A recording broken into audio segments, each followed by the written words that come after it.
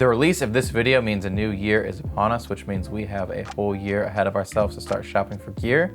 And today I want to talk about some red flags to look for when shopping for used gear. My name is Alex. I run a used and vintage guitar and music shop called A Flashlight of Gear. We specialize in everything from electric guitars to basses to pedals to synths and all kinds of other fun stuff. It's an e-commerce based company, so everything is shipped out over the internet. A lot of people love buying used gear. They buy all their gear used, and some people are a little skeptical of buying used gear.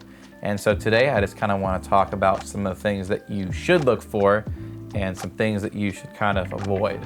Whether it's as simple as finding a great deal and saving some money or looking for gear that is no longer manufactured, there's tons of valid reasons to be looking for used gear.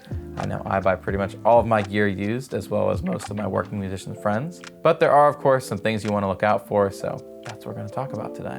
I'm both coming at this from the angle of a working musician as well as somebody who is buying gear every single day for a shop. Some of these things kind of pertain more to when I'm evaluating a piece of gear that I'm considering buying in for the shop and then bringing to you guys, as well as stuff that I just look for when I'm looking for gear for myself.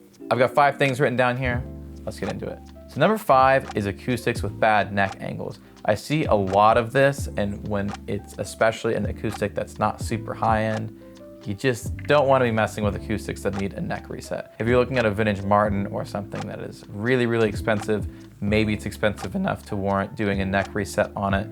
Usually that can run you anywhere from $400 to $600 or even more.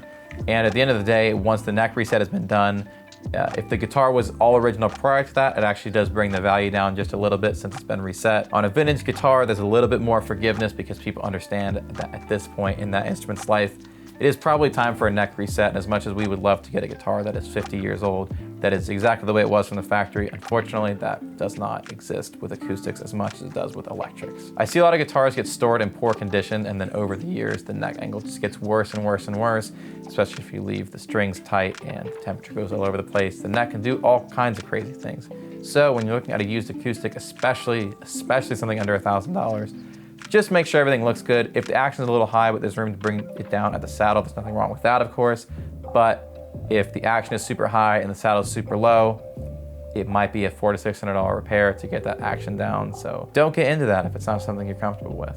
So number 4 is gear with undisclosed repairs or modifications. There's nothing wrong with buying gear that's been modded. Sometimes that can actually be cool because you can get some upgraded parts kind of for the same price as another example that doesn't have any upgraded parts, and repairs can also save you some money. We get Gibsons all the time that have had headstock repairs, but if the repair is done well, it can be even stronger than it originally was from the factory, so nothing wrong with that. Where I have a problem is 2 areas.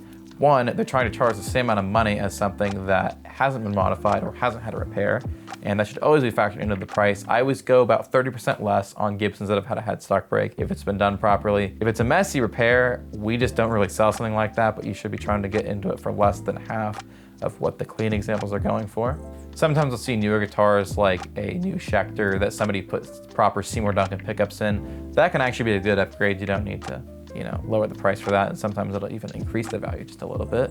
But just keep in mind what you're buying. If it's an old Strat, you want to get it with the right pickups. If you're buying a guitar that's been modified, it definitely adds a lot of value to get it with the original parts.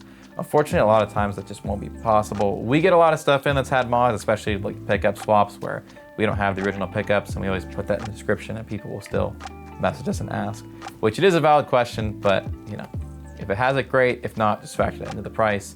If it's something where it's objectively been upgraded, I wouldn't really take too many points off for it. But if it is an old vintage guitar, like a 70s Strat even, that has replaced pickups, just factor that in. If you're getting it for a better price because of it, then that can be great. You can get a lot of value out of that, but don't pay full marks for something that is not all original. So my second problem with this is when you're dealing with someone, whether they're a player or a dealer, and they know enough to know if it's been modified or repaired and they're purposely not disclosing it. That is never cool. I'll talk a bit more about this later in the video, but if somebody knows better and they're not doing better, keep that in mind. All right, so number 3, this is something my roommate actually just brought up to me, which was a great point, was paying more for something because it has this story of it used to belong to this certain artist or was used on this recording or whatever, but there's no documentation of it. Now, we deal with a lot of people in touring bands and professional musicians of all kinds, and we get a lot of gear that they've used on notable recordings, notable shows, whatever, and that's cool. And it's always cool to get a guitar with a story.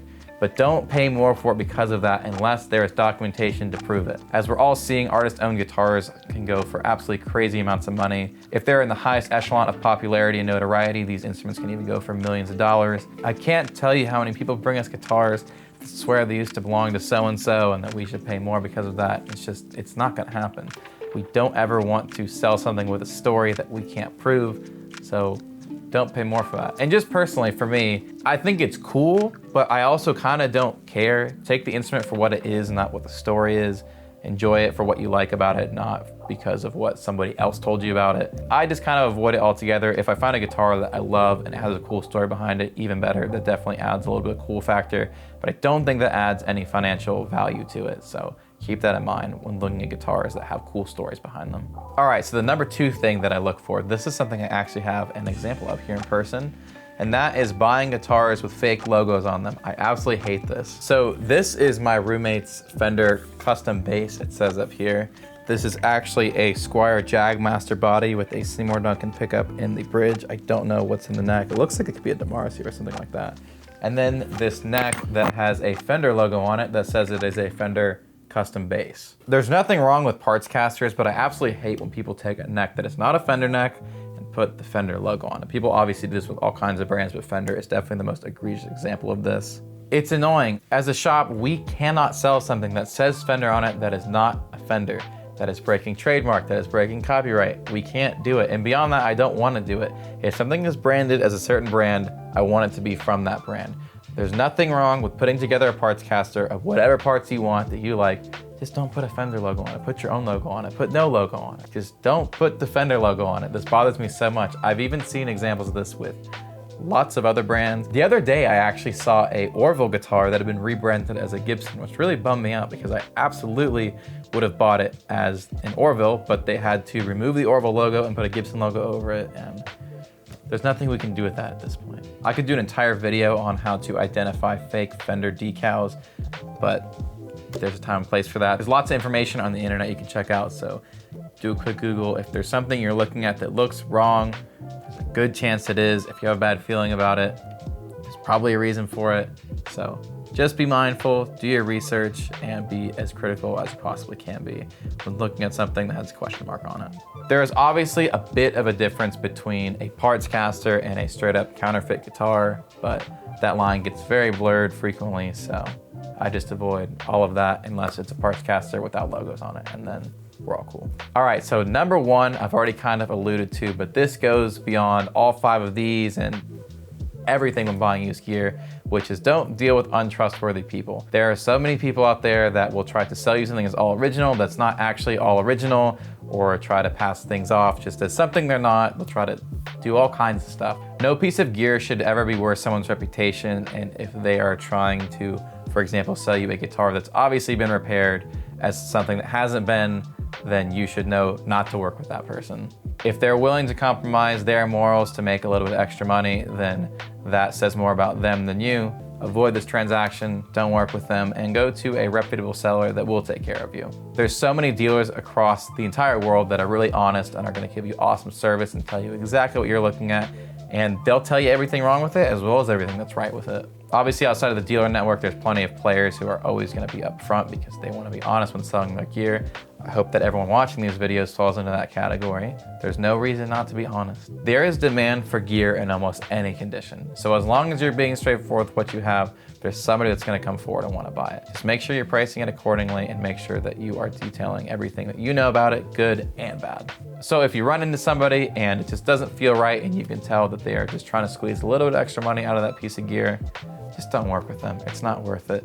You'll find something else that is just as cool down the road from someone who's honest about it, and that'll feel way better to buy. Obviously, there's way more than 5 things to look for when evaluating guitars. We certainly have a pretty crazy checklist of things that I make sure are right before we even consider buying an instrument. But there's a lot of people out there shopping for gear. We would love if you guys could add to the discussion down below to help other people out in their journey of looking for used instruments, and let them know what kind of stuff you've run into, whether it's you have a crazy story, or there's something you just always look for when you're looking at a used instrument. Comment any of that down below and hopefully you can help somebody else out. I hope you guys took something away from this video. We appreciate you watching as always. Don't forget to like and subscribe and all the stuff that everybody asks you to do. It really does help out. We will see you in another video soon. Hope you guys are enjoying the new year. Bye.